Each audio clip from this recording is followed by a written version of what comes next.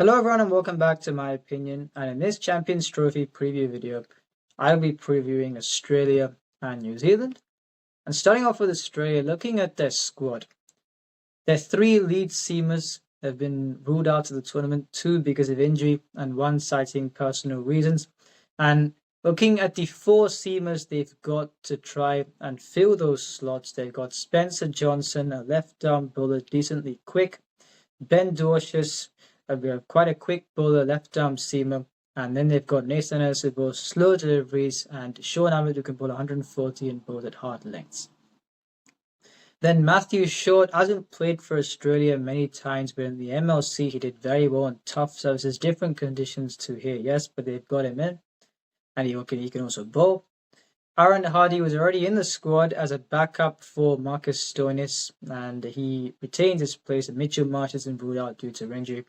And in place of him, they've bought Jake Fraser McGurk, which is a bit of a risk since he hasn't done much in international cricket or any league since he played the IPL in 2024.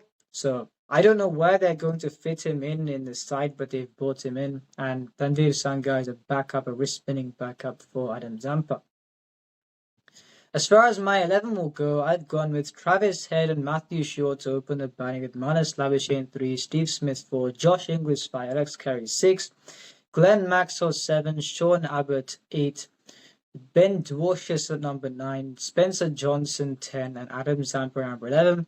And straight away, some may ask, with the reputation that Nathan Ellis has got, why isn't he in this 11? And I would say, if you're looking at the three seamers, Ben Dwarshuis, Spencer Johnson, you'd expect them to look to strike up front. Both are decently quick. And then you've got Sean Abbott, who bowls hard lengths and can bowl 140. Now, if you replace one of Ben Dwarshuis and Spencer Johnson with Nathan Ellis, because Sean Abbott for number 8 batting, I feel he has to play in this team in place of Pat Cummins. So if you replace one of Ben Dwarshuis and Spencer Johnson with Nathan Ellis, I feel you lose that extra option who can strike up front, who bowls fuller lengths than Sean Abbott. And I feel Nathan Ellis' slow deliveries won't be as much of an offensive option in these conditions, which is why I have gone for Dwarshuis and Spencer Johnson. And then you've got Sean Abbott who could potentially bowl the first change. Adam Zampa, Glenn Maxwell. Glenn Maxwell has improved as a bowler in terms of his consistency in the last couple of years. And Matthew Short, he also bowls, and it reminds me of Will Jacks. He also bowls in an unorthodox action. He can bowl at least 5 overs in an ODI, and he doesn't give too many runs. And as far as his batting is concerned, he did very well in the MLC in different conditions, in tough pitches. He gave explosive starts at number 3. But I'd still say, would he be as much of a sure shot to go well in an ODI in this case? I don't know. But the reason why I've gone for him to open the batting is because if you open with Josh Inglis, then you've got to play Aaron Hardy at number 6, pretend, if you play Alex Carey at number 5. Now, is Aaron Hardy a sure shot with the bat? No. And you've got to look to choke the opposition with spin in Pakistan. Are you going to choke the opposition with Aaron Hardy's medium pace? No, you aren't. So you're not getting much with a bat or ball as an option that can threaten the opposition. So I feel this can provide a greater sense of being imposing with their batting lineup, where you've got a destructive Matthew Short who can also bowl, can aid to be that third spinner. And you've got Glenn Maxwell 7, Sean Abbott can also be a handy batsman at number 8. So I feel this is the best 11 they can field. The one player who they could have looked to get in as being that frontline spinner would have been Ashton Agar. Now, what you could have done is potentially then you would have played Glenn Maxwell slightly higher, or if it's an Italian track and you wanted to play one less seamer, pretend, then you could have played Ashton Agar. But I think they would have gone with three seamers, so they would have had to leave out one of the batsmen, maybe Matthew Short, open with Josh Inglis. Matthew Short can also bowl. So Ashton Agar, I'd still say they should have included him. I don't think they would have fitted him in this team, but I still think they should have included him because you've got Tanvir Sangha as only a backup for Adam Zampa, and I don't think he will play.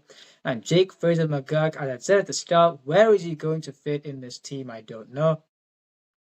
Aaron Hardy also, I said, will he provide Bowlingham batting assurance? No, he won't. And you've got Nathan Ellis, a slow ball bowler, will not be as offensive as an option as the three that I've listed. And now looking at their venues, now the reason why they look a precarious side, but the reason why I think they could do something, at least look to get out of the group, I think progressing beyond that would be interesting, but at least look to get out of the group because they'll be playing against South Africa in, I think, Rawalpindi, which is probably the best batting venue at this tournament. Now, South Africa's attack also, apart from Rabada and Maharaj, doesn't look too convincing. So if Australia with a destructive batting lineup, if they can score above sort of a 330 odd score on a service that will allow them to do that, then purely on the weight of runs, if they could look to do something, still would be a crucial toss to win. And you've also got a match against England in Lahore, will offer some assistance for the spinners. Where if they bat first, England have only got Adil Rashid because they will surely play Liam Livingstone at number 7. So if they score at least 330, and with the approach the English batsmen take, they can look to beat them in that match because of the weight of runs in the first innings. But it's a crucial toss to win in those two matches because I feel against Afghanistan, if Afghanistan bat first and score 290 in Lahore, this Australian team will struggle to chase it down. So if they win 2 tosses, look to bat first against England and South Africa. They can look to win 2 out of the 3 matches, which will take them to the semi-finals. So I've got them to just make the semi-finals. This does not look the strongest of squads, but I think they can manage. And now New Zealand. Now after India, I think this team looks a very well-placed team to win this tournament. Now, why am I saying that? Because you've got a lot of the familiar faces who play the 2023 World Cup and a few new faces. Will O'Rourke, an exciting seam bowling prospect. Nathan Smith, a seam bowling all-round, hasn't played too many matches but brought into the side. Michael Braceau is back in the ODI side. And in terms of replacements, I feel they could have bolstered their seam bowling stocks better. I felt they may have gone with recency bias. Yes, you've got Trent Bolt who's not available, but which is a huge loss. But I felt they could have covered that better with some of the other teams around, albeit they wouldn't have as much of a pool as other teams. Now, as far as their 11 is concerned, Devon Conway opening the batting, and he's got to keep because you've got Rachin Ravindra to open along with him, Kane Williamson number 3, Darryl Mitchell number 4, Mark Chapman at 5. They've got to play him ahead of Tom Latham in my view. Glenn Phillips 6, Michael Bracewell 7, Mitchell Santner 8, Matt Henry 9, Lockie Ferguson 10, and Will O'Rourke at number 11. Now, they could keep with either Conway or Phillips. They'll lose out that bowling option of Phillips. If he keeps, he's a more frontline keeper than Conway. But you've already got Rachin Ravindra, Michael Bracewell, Mitchell Santner, so they could look for Glenn Phillips to keep as an alternative, but I don't think they would have because he has bowled in this tri-series.